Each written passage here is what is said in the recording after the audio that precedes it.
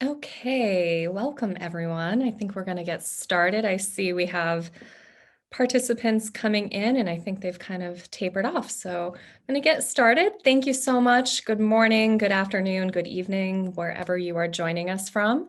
Welcome to our webinar, Where is the Justice in Open Education? With our wonderful guest speaker, Jasmine Roberts. My name is Lindsay Gum, and I will be moderating today's session. I am a fellow for open education at the New England Board of Higher Education.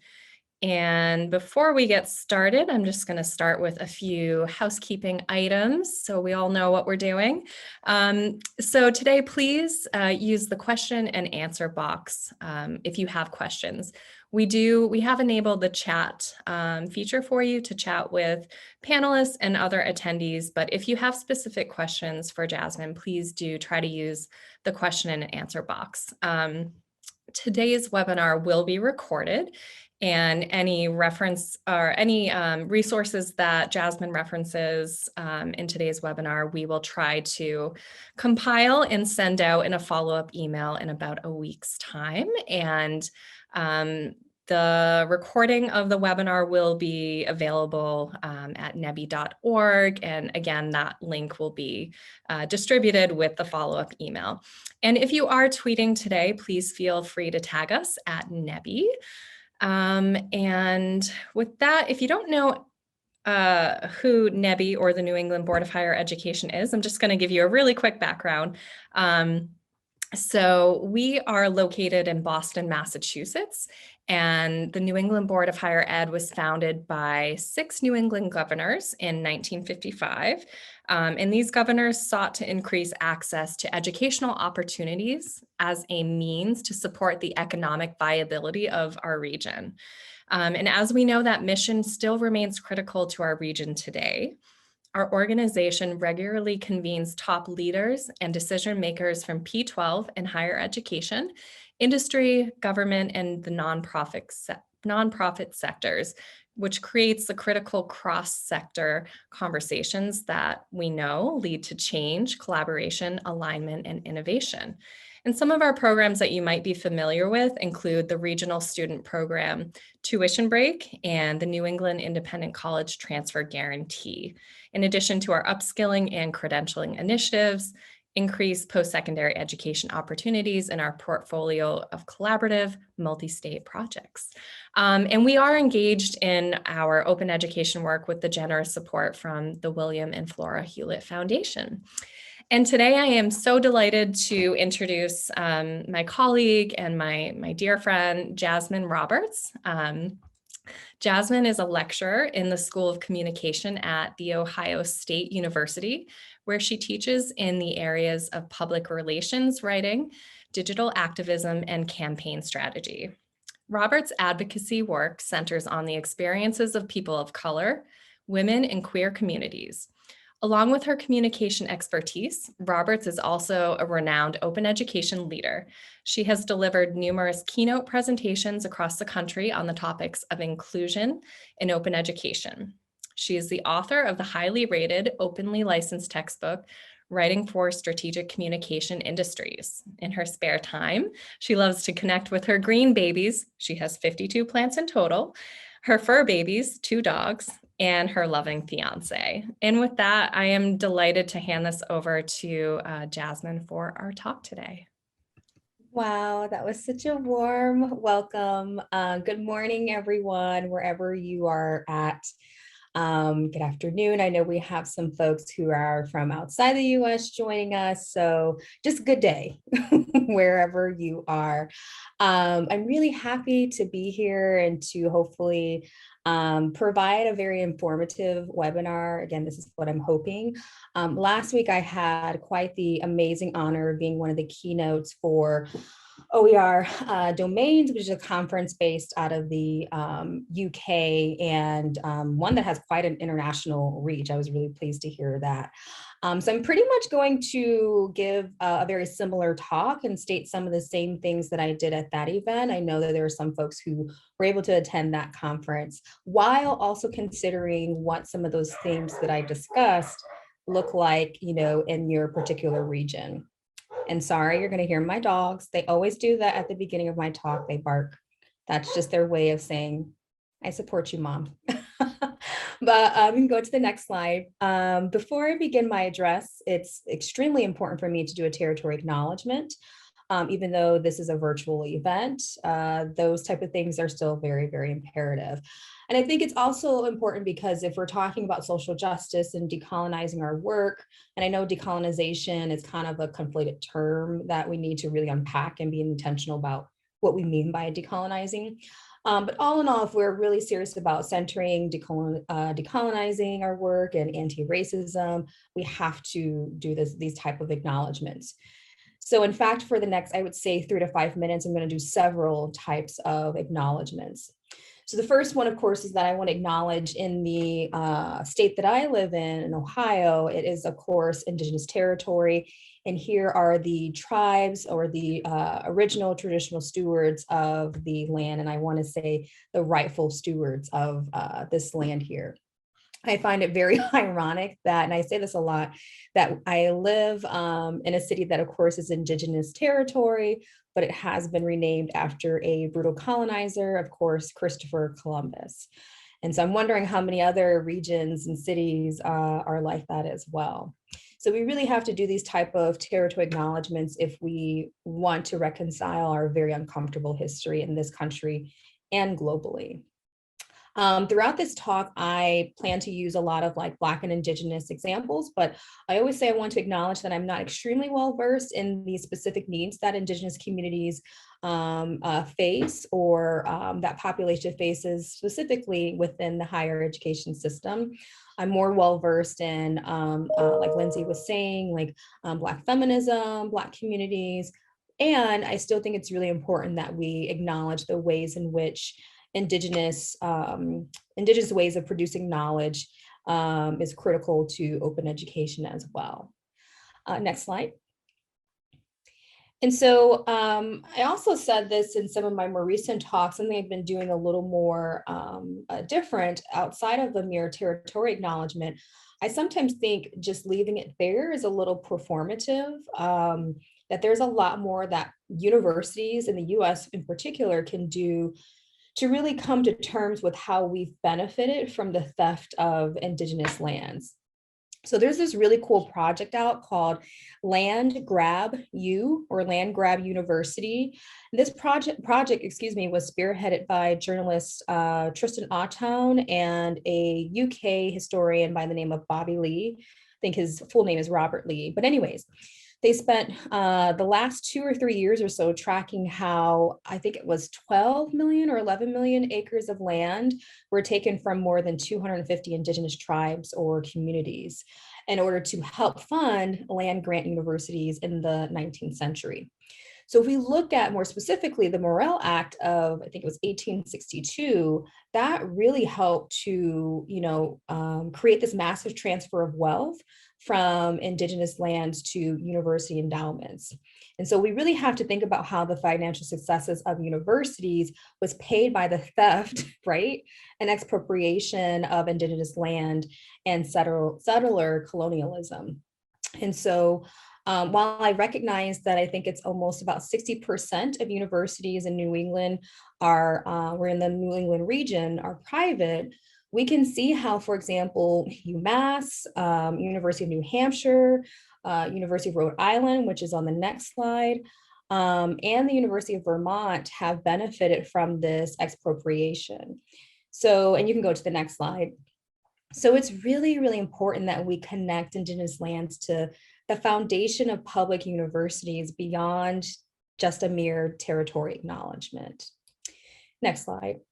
And then my next acknowledgement, and I also start off with this question that really kind of stumps people. So how many of you will be alive in the year 2111? I know we don't have audio, but I'm just curious if anyone has invented something that'll expand the lifespan of folks now. Well, that is the first year, that African Americans or Black people in the US will be free longer than they have been enslaved in this region. again, we have to deal with the ugliness of the history of this country and how it came to be.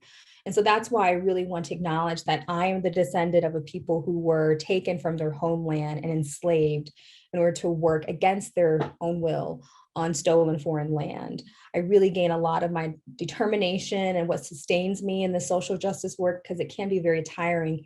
But that spirit that I think I still have, and that tenacity and that joy that I get from this work, I really do feel like comes from my ancestors.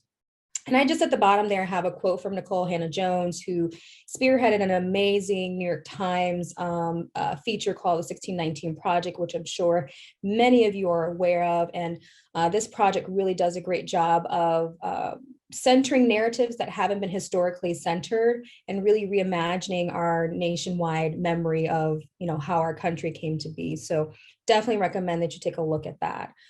So all those acknowledgements for me are very important to take the time out to do, because again, that is a part of what I mean by centering or trying to center social justice in open education. All right, next slide. So I've been seeing this also more recently, especially within the last 2 weeks. It's been tough for us, right? There's a lot of things going on in this nation, a lot of issues that we should have addressed years ago that we are now having to really grapple with. This is a time where we have to really deal with our institutional and personal trauma. It's a time that, a lot of people are looking to higher ed to provide solutions to a lot of these systemic issues that we are facing, whether it's COVID-19, systemic racism, a combination of both. There's a lot going on there.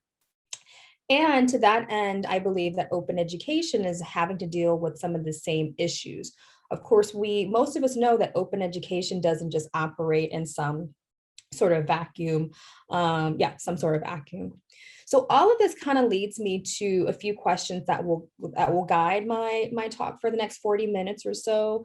And again, I want to say I don't have the answers to all of these questions, but I would love to have more of a discussion towards the end to see what you all's thoughts are in terms of some of these things that I'm thinking about, which is on the next slide.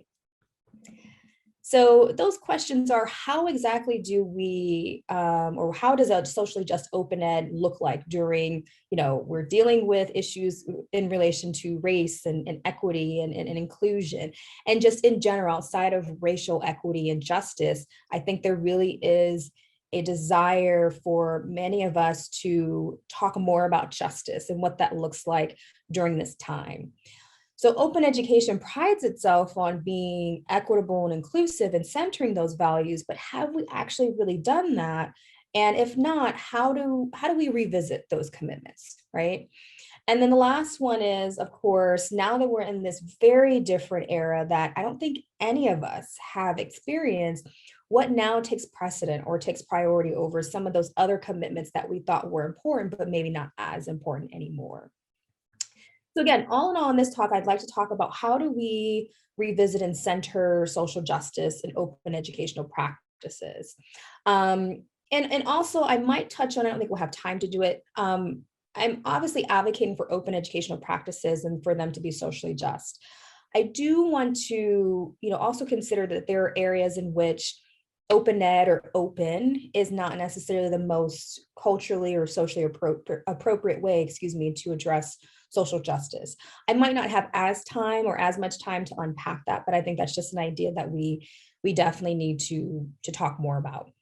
But all in all, I think we definitely should not, let go of our promise in open education, that it's even more important now than ever. So for the next, I would say 10 minutes or so, I'm not actually going to be speaking directly about the intersection between social justice and open ed explicitly, but rather how addressing things like humanizing your students, humanizing faculty is actually an act of social justice, and why that's so imperative in higher ed. Then for the remaining time, I'm going to go into theoretical examples, but also practical examples that we can do in the short term that'll help us to get closer to centering social justice. So to that end, next slide, let's begin by how, of course, COVID has fundamentally changed how we imagine education, right? It has really, I'm speechless because I'm just thinking about all the inequities that have come to the forefront. And for me, are a painful reminder of why this work that I'm doing and so many other scholars are doing is extremely imperative. And we also need to really pay attention to how there's a lot of isolation going on. A lot of students and faculty feel a sense like a loss of identity. There's a lot of anxiety going on, a lot of stress. Many of us feel like we're working more now than ever, even though we're working from home. Um, so again, that's a lot to unpack. And as a side note, it really shouldn't take a global pandemic for us to want to present ourselves as human or to see other people as human or to address some of these systemic inequities. But here we are. This is the landscape that we find ourselves in. So when we talk about open education and what it means to more closely center social justice and open ed, especially during this time, during a global pandemic, I think it really means leading with mental health in mind. And, when I talk about even the intersections between open work and mental health, I think sometimes that throws people for a loop a little bit. Like, what does this have to do with like open pedagogy and open educational practices? But it has a lot to do with it, right? It's our values within open ed. And so for me, what does this look like? Well, as an educator, I consider myself an educator first in this space. And an open education advocate. It means, teaching with mental health in mind, leading with mental health in mind. And I think this moment that we find ourselves in right now provides a really great opportunity to create what I call a culture of wellness with students, instead of assuming that we know what's best for them. The same thing with faculty and staff as well. So leading and teaching with empathy in mind. And I think that's one of the really interesting things about OERs in particular is that we can intentionally and almost unintentionally address this by the nature of OERs, the fact that many, not all, but many are designed with cost savings in mind and accessibility, and more are designed with culturally, responsive pedagogy in mind, and making sure that the histories of marginalized people are actually centered. And I've always wondered, what are we doing to students when we assign course materials that are too expensive, right? What are we doing to students that, don't necessarily share the histories of, for example, white Americans? They have a different story, they have a different history. They're coming into the classroom experience not from that white normative viewpoint, right? And so I do wonder what kind of messages we send to those marginalized students when, they can't afford, for example, a textbook, or they're not seeing themselves reflected in the curriculum or their histories. So what I'm trying to say here is that we need to center a human approach in academia. Our students and faculty and staff are yearning for a human connection, probably now more than at least in recent memory. And so for my faculty who are listening, I feel you. I really, really do. This is a tough season for teaching. We have to keep our own wellness in mind so that we can do our work well, and not just in work in terms of like, actual what we do for a living, but our passion, right? We want to make sure that we're proud of the labor that we are giving to our students. So I understand that's challenging, and also wanting to be accommodating and show grace to our students and to our colleagues. That's a lot to try to manage. And this is what I'm going to say on my next slide, we have to keep in mind, if you don't get anything away or take anything away from this talk, just take this away. And that is, we got to focus on our students and not just the content. We're teaching students, not just content. And this doesn't, just apply in a global pandemic. This applied all the time. But this is definitely something to keep in mind at the forefront of what we're doing. And so what I mean by that is, again, keeping your students' wellness in mind first and foremost, if you want them to succeed academically, and honestly, y'all, as people, right? It's not just about the academics. I think most faculty want our students just to be well, okay? And so students will remember that more, students will remember that more about you and who you are as a professor in your class, as opposed to, the content that you were trying to get through. Again, remember that students, the way in which we view students, we should not view them as just these knowledge buckets. They are actually people who can contribute, right, to the knowledge creation process. So what I am trying to say here is that the content will always in some shape or form be there, but we need to center radical empathy for faculty, students, and staff. That shouldn't be on the back burner. That should definitely be something that we need to address head on. So now transitioning again to the next slide, to more of the intersection between social justice and open ed. Last summer, I voluntarily wrote an article explaining what white people can do to address white supremacy and how it manifests in academia. These are very practical tips in this article. And in fact, I'm sure you can easily find it for those who are in the US. I know there are certain countries, unfortunately, that do not have access to Medium, but for those who are interested, if you're joining me from outside of the US, I can send you a PDF of this article. But in this article, I try to address a very complex issue, very, very complex, by giving some very tangible actions that we all can do to dismantle white supremacy in higher ed. And I wrote this last summer because, and some of you all might be able to remember this, in the US, it was just, it was it's a lot of stuff going on. It was very jarring, it was very tiring, especially for Black people. This was shortly after the death of George Floyd, the brutal death that I believe most of us saw in some form or fashion. And so I had a lot of my white colleagues ask me, well, what can I do? This, then the other. And to be honest with you, I just got tired.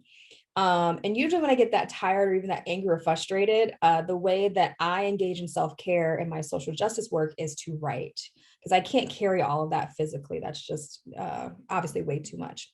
So yeah, in this article, I talk about very practical ways that we can get closer to centering social justice. And more specifically, this is directed to white people in the US, what you all can do to, engage in this social justice labor that is disproportionately put on scholars of color. And I'll get into that a little bit later on.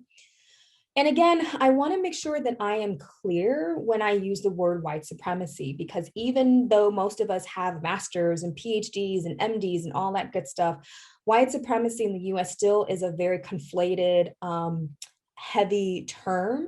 I think most of the time when people say white supremacy, or when they hear that term, they think of the most overt, examples like the KKK and things of that sort. But, using the work from Dr. Rama D'Angelo, the author of White Fragility, who I know her work has come under a lot of scrutiny and critique, and some of which is what am I trying to say, is well-founded. But I actually really like how she talks about white supremacy. So what she does here, she argues, and I believe I have a quote in my notes, yes.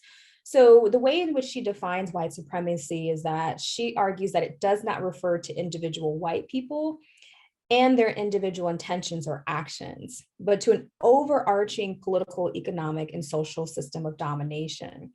White supremacy is more than the idea that whites are superior to people of color. It is the deeper premise that supports this idea. The definition of whites as the norm, or the standard for human, And she goes on to say that within white supremacy, people of color are positioned as the deviation from that norm. So if we look at, for example, the work of Judith Katz, I think that particular, I think it was just a one-pager PDF. It's titled Aspects and Assumptions of White Culture, I believe, in the US. We can see how this shows up in academia. So for example, the notion of rugged individualism, the fact that there's this notion that there should be self-reliance, the whole pull yourself up by your bootstraps, values and ideologies.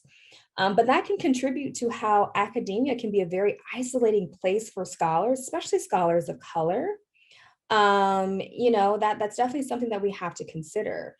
In terms of communication, the ways in which, or the type of English or communication that we value in higher ed, the King's English, the fact that there's no space for any other type of rhetoric or discourse that is not based upon the King's English. That's definitely based upon white norms. The competition to be number one at all costs, right? And of course, historical discourses in academia that privileges the experiences of European immigrants, and presents the genocide of indigenous folks and the enslavement of Africans as more of an inconvenience as opposed to a gross injustice. So we really have to continuously work at dismantling whiteness as the main structure in academia if we are interested in finding justice in open education.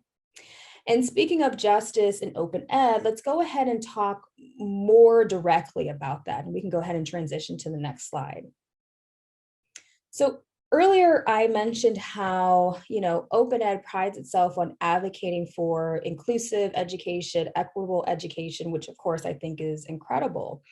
But like any other field, movement, whatever term you want to use to describe open ed, there are some, I don't like to use the term blinders because I feel like that's kind of ableist in nature, but there are just some things that we are not aware of that we need to be aware of. But of course, maybe we're not because of the privileges that we all have in some shape or form, whether that's national privilege, economic privilege, racial privilege, gender, et cetera, et cetera. So using a social justice framework in open ed in particular, and I'm not the first person to call for this. I just want to put that out there. There are scholars who I will mention later on that have been doing this work for quite some time, well before I came into this space. But we need to really pay attention to this work, especially during, this global pandemic.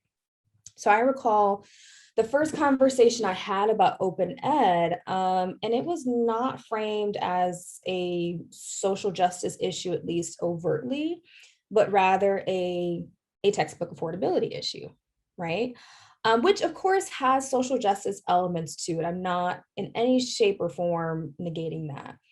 But now that, I've been talking about open ed more broadly for a few years now, I'm asking whether or not these initial conversations we have with individuals who know nothing about open ed, whether or not it's problematic to not at least come from that social justice lens. So for example, would I feel differently about the topic than I do now if my initial conversations about open ed was from a social justice lens? I don't know. And more importantly, I'm wondering about some of the open, textbooks I've created. Well, I've only created one, I shouldn't say some of the, but the other open work I've been doing, even outside of the open textbook that I created. I'm wondering if I would have asked the right questions, right? In creating this text or creating this open work, which in turn would have made my content or my work in general, even outside of the content, more inclusive and representative of marginalized communities. So yeah, I really, really believe that we have to lead with that social justice lens. I understand for a lot of people, there's anxiety surrounding that because they might be perceived as being too radical. I'd love people to actually go in the dictionary and look up the term radical because it actually doesn't always have to have a negative context. That's just kind of a side note. But anyways, we have to remember that the basic notion of open education is radical because we live in a society that has structures in place that prevent our commitments in open ed from truly realizing. And so everything that I just said leads me to a few more questions that I've recently addressed that are on the next slide. And so, of course, those questions are, how do we make sure that, lived experiences for marginalized communities are actually reflected in open ed? What does that look like? What do those processes look like? How do we decolonize our curriculum? What does that even mean, decolonize? How do we question systems of power in higher ed? And not only question, but how can we actually put that questioning into concrete action that may or may not happen overnight? Okay, and I'll also towards the end of my talk address this this well-intentioned but sometimes very simplistic way of addressing social justice work. So when is the end? When can I take up my social justice shield and get to work? And there's a lot with that, but yeah, I'll address that a little bit later on. And how do we make sure that those in the global north, US, UK, Canada, primarily in the West, are not, always writing for, folks in the global south? We have an amazing global south scholars and just people in general, right? Outside of the scholarship that we need to center and that we need to center. I will just say that. So to be clear, again, don't have all the answers, but really want to hear from you all in terms of what this actually looks like. And I encourage you all to maybe put some of your ideas there in the chat. So another place in revisiting social justice and open ed is, or another way that we can recenter social justice and open ed is correcting our histories about open education. And this is something that I said last week at the OER Domains Conference, that we need to address that open ed, the idea behind it is not an entirely new premise. In fact, a lot of the spirit, the overall values of open ed are actually rooted in Black feminist thought and Indigenous ways of producing knowledge. And there are other scholars who have written about this very, very beautifully. And there is one that I want to talk about here on my next slide. And so last year at the 2020 Open Ed Conference, which was a really great conference for those who were able to attend, Marco Seiferle, I believe I'm pronouncing his name correctly, I hope so, Valencia, I'm sorry, previous slide. He's an open education librarian at the University of Idaho, and he delivered this really great presentation in which he argued, of course, that we need to center social justice and open ed, and we have to move away from just textbook cost. I understand that historically textbook cost has been a way to get people to be aware of open ed, but I think we have reached a point where we can kind of take it to the next step. But getting back to Marco's presentation, the most I felt like valuable part of his presentation, the most exciting part, was the fact that he was able to essentially connect the ideologies of open ed to Black feminist thought.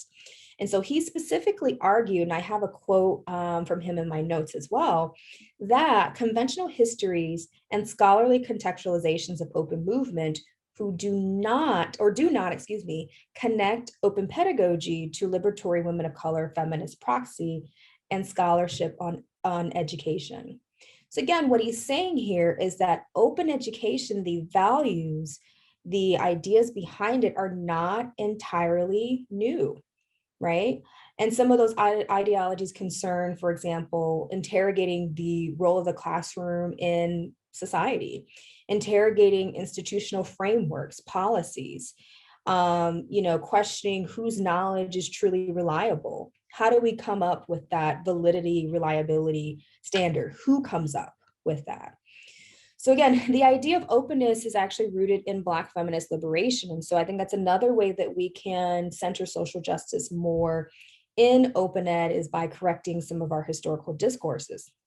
Yet, as many of us know, especially many of us who have been in open ed for quite some time, we know that a lot of the credit in terms of defining open education and ways to think about it is given to white and or cisgender male scholars in open ed. And it's mostly these white men who are considered thought leaders in open ed. Although I am really hopeful that we're actually in a very different time, or slightly different time, where I see that there are more scholars of color, scholars from the global South, and women who are getting a little more recognition. But still, I think in our field that thought leaders or people who are considered thought leaders tend to be men and or white cisgender.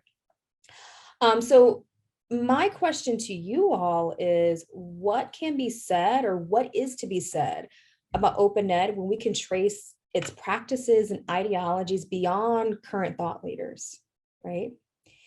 It is in no way to discount their labor, right? So I'm not attacking any scholar in particular.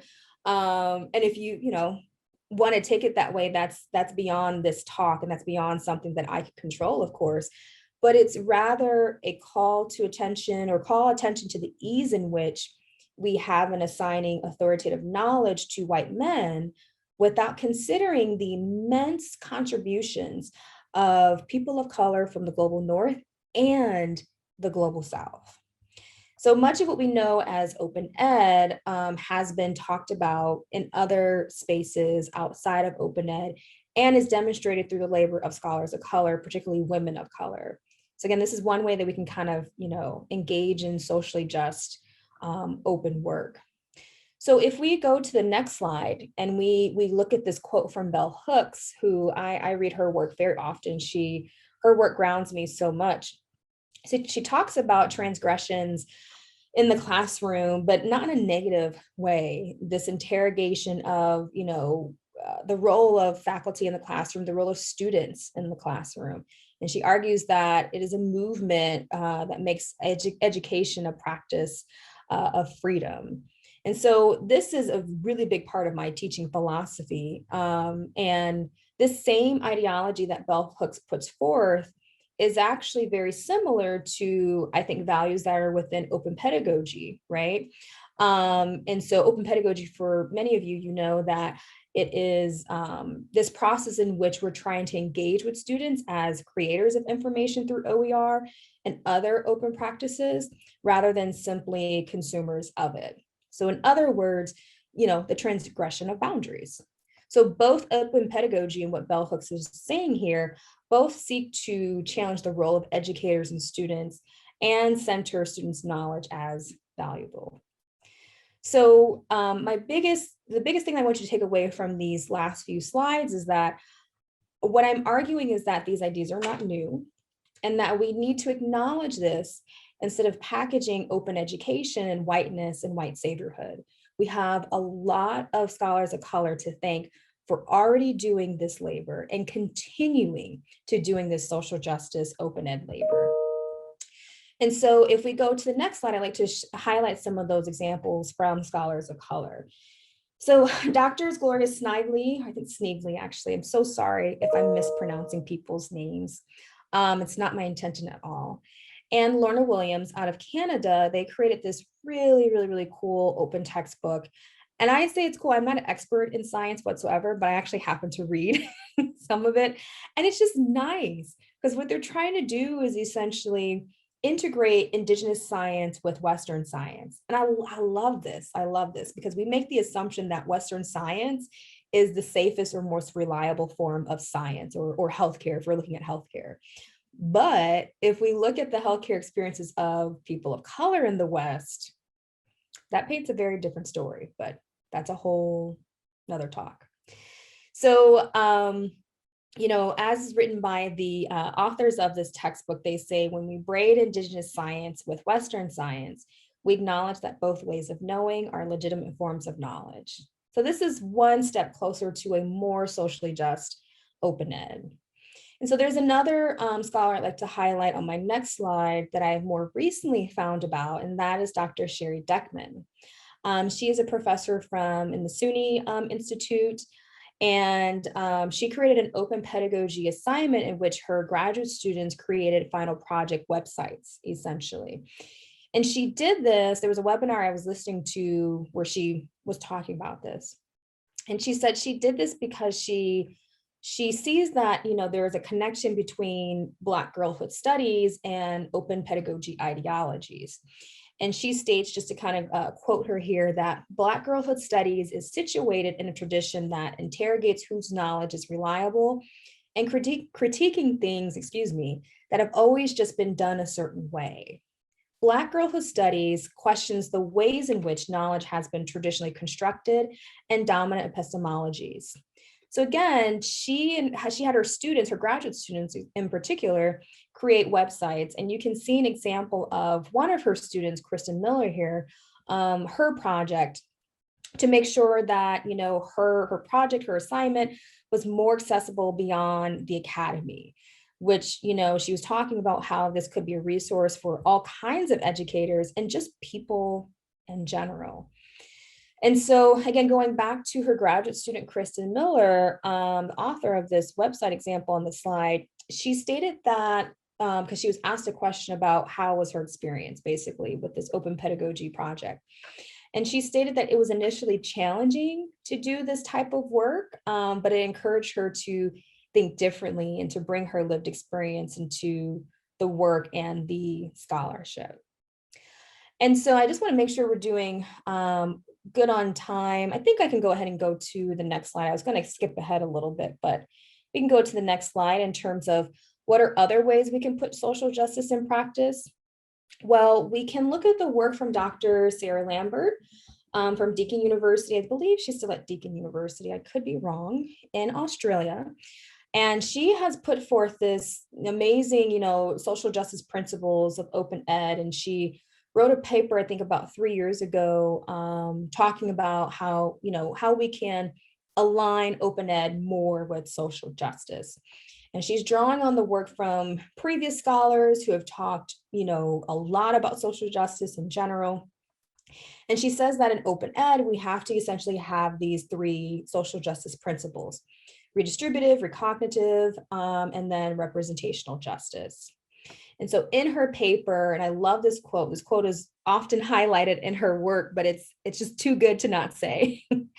In her paper, she asked, and I quote, "How open is the textbook for marginalized learners if Indigenous, Hispanic, and learners of color are invisible inside the textbook and perhaps invisible in the whole curriculum? The editing of such a textbook to include images in cases featuring more diverse communities, businesses, and people will be an act of recognitive justice. But what if the textbook features people of color, but does not value their perspectives, knowledges, or histories? What if the textbook takes a white colonial view of Black lives if Black stories are told solely by white voices? The development or selection of a new version of a textbook, or perhaps a new resource altogether, written by people of color, where they are free to represent their own views, histories, and knowledges, would be an act of representational justice." So again, as you can see in open ed conversations, we tend to focus a lot on that first justice or principle of social justice, redistributive. And so we need to kind of also think about ways in which we can achieve recognitive and representational justice by interrogating whose stories get to be told, and more importantly, who gets the privilege of telling those stories, right? And so if we go to the next slide, because we are running a little low on time and I want to make sure that we kind of have more of a discussion. I've had to examine this in my own class, right? So in no way do I want to present myself again as all knowing, I have all the answers, and I'm doing everything correctly in my socially just class. No, every day I have to make a commitment to unlearning and learning. And so one of the things I've done this past semester is really looking at even just the tone that I'm setting in my class. Am I setting a socially just tone? And something as simple as my learning objectives. And believe it or not, students actually do look at your learning objectives for the faculty who are listening in. And so that first one here, that's a learning objective that I created maybe like 7 years ago. I teach a news writing, PR writing course. And there's nothing wrong with that first learning objective in terms of like, it's clear, right? But it says nothing about social justice or the ways in which I'm applying social justice in my classroom. And so I think the last 2 objective statements there, learning objectives, I should say, get closer at, you know, communicating the fact that I'm trying to center those processes and that practice in my classroom. And so that's just one minor way that we can at least get our students to start thinking about social justice in our classrooms and how it's relevant to our various different disciplines. And so if we go to the next slide, other ways that we can put some of this in action are syllabi, making it openly available, not being afraid of, well, and I want to put an asterisk by that because I'm in no way saying that everyone should publish their work openly. And again, I won't have time to really unpack that, but at least considering ways to make your labor a little more open in a way that makes sense to your context. I will just put it that way. But even within your syllabus, making sure that your language is inclusive. How many of us, for the faculty in particular, have used language like the syllabus is a contract, right? Even that evokes a certain power dynamic. How is it a contract when your students haven't even contributed to what is okay and not okay in the classroom, right? It's not a communal agreement. It's something that you put forth and you're making your students agree to it. So considering the co-creation of your syllabi with your students, a co-creating of policies. That's something that I've done more recently in this pandemic. And I'm really, really upset at myself that it took a pandemic for me to do this, to realize. But my students created the attendance policy for their class. And they were not unrealistic, I will say that. They want to be in class, right? And so I thought that was a really amazing way to, center students' experiences and who they are in the classroom. And students are more likely to, I don't want to say buy into your class, but they are more likely to stay engaged in your class if there's a level of co-creation. Co-creating assignments, co-creating of textbooks, test banks. Some of us have heard those examples, those open pedagogical examples. And I do want to draw on the work of Mahabali and some of her colleagues. They wrote a recent paper, I believe it was last year or the year before, that stated that we have to be cautious of that. So if we're inviting, for example, students into this process that essentially just reproduce dominant epistemologies, is that really socially just work, right? So we have to be intentional in terms of not reproducing current pessimistic or epistemic, injustices. We have to be very intentional about eliminating, or at least minimizing some form of marginalization that might come through this type of work. And then another very minor thing that you can do is show scholar of the week, right? So what I mean by that is highlighting scholars of color in particular, or scholars from other marginalized backgrounds who share, the same identities with your students. And I cited my institution there because I got that little action step, if you will, from an assessment conference I went to at my university. So again, that's just one minor way that we can get a little bit closer to socially just work. And the last thing for my faculty and staff, we need to consider ways in which open work can be counted towards tenure and promotion. There are resources out there that are trying to look at how we can connect the work that we're doing and making the case that it is scholarly, even though I find that a bit problematic too, in terms of trying to fit open work into this very narrow way of operationalizing scholarship, but that's neither here nor there.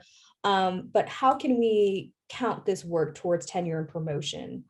And then speaking of institutional support, on the next slide really quickly, I know there are a few colleagues on NEVI's board, I believe at least, and correct me if I'm wrong, that have been talking a lot about how, we need this institutional support. And there was a recent report called Reparative Justice, or that at least examined reparative justice in this particular region. And the report that was put out put forth 3 pillars that can help to achieve reparative justice.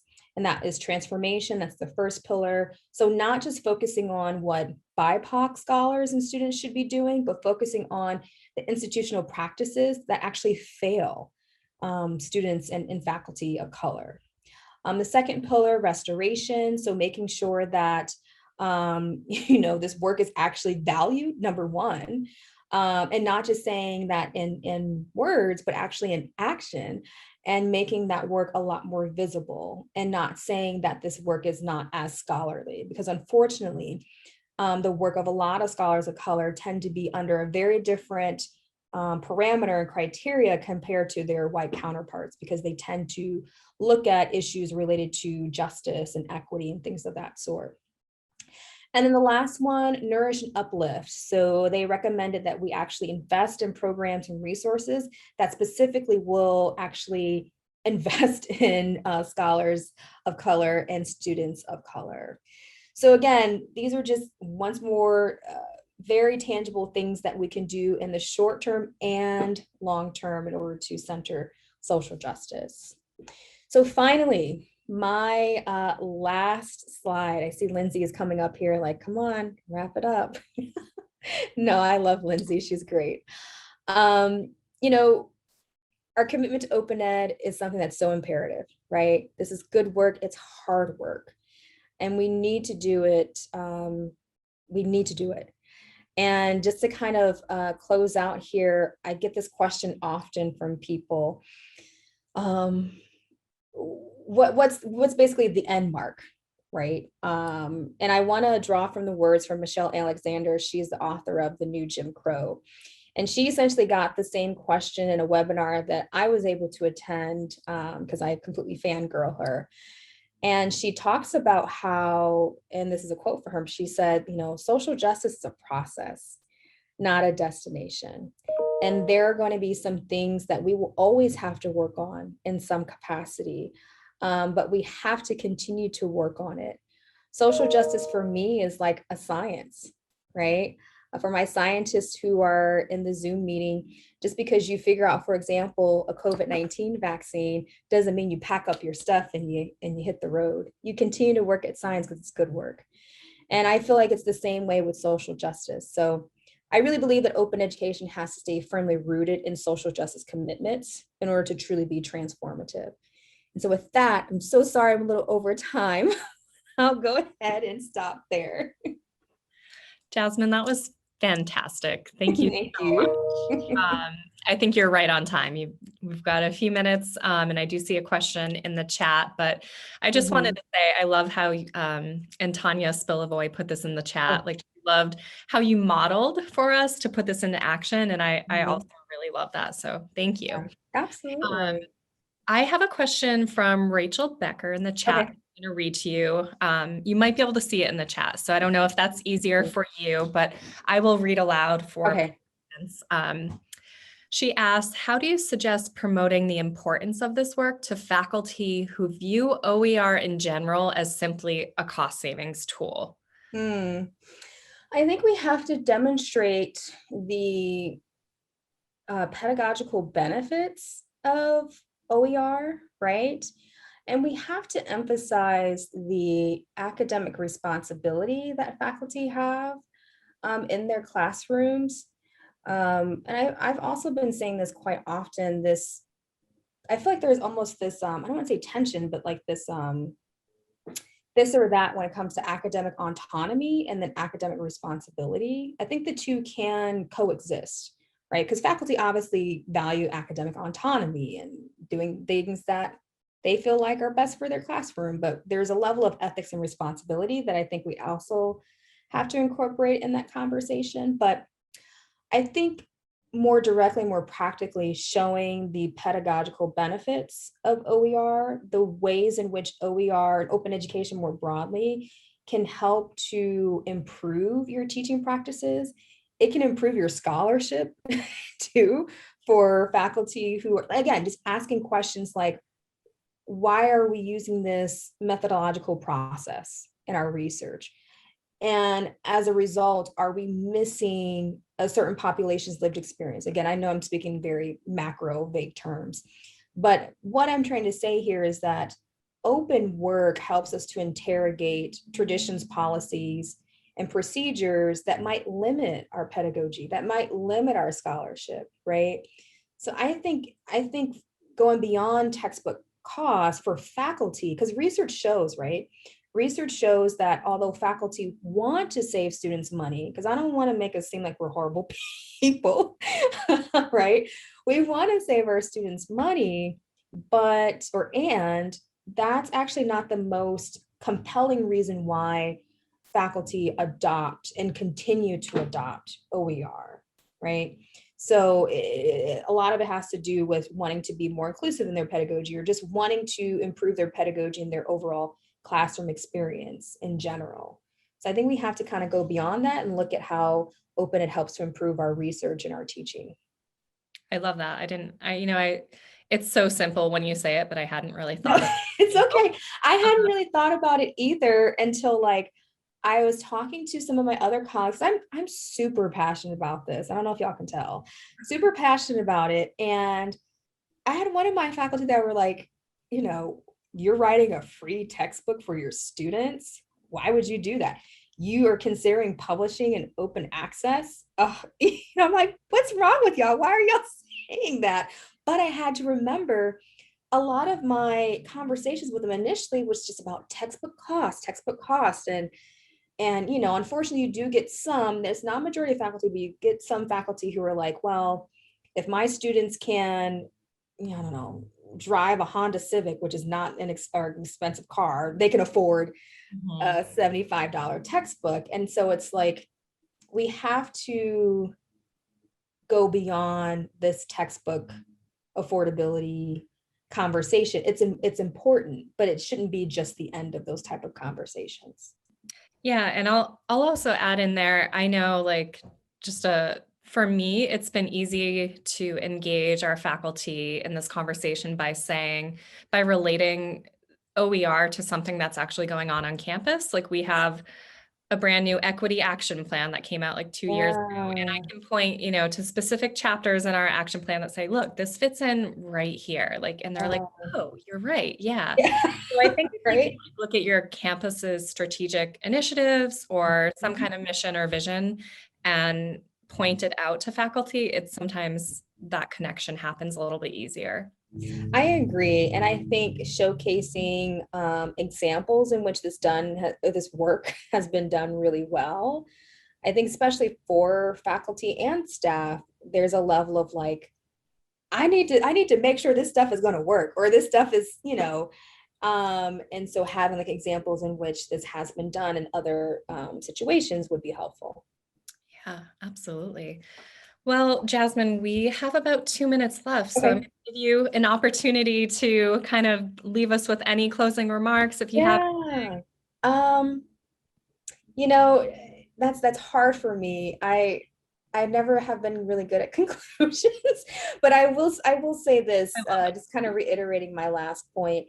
This is really good work. I don't think we realize that. Yeah. This is good work and work that is worth doing. It is challenging. So again, please carve out spaces in which you are trying to take care of yourself, because if you don't, of course, you can't really do this work effectively.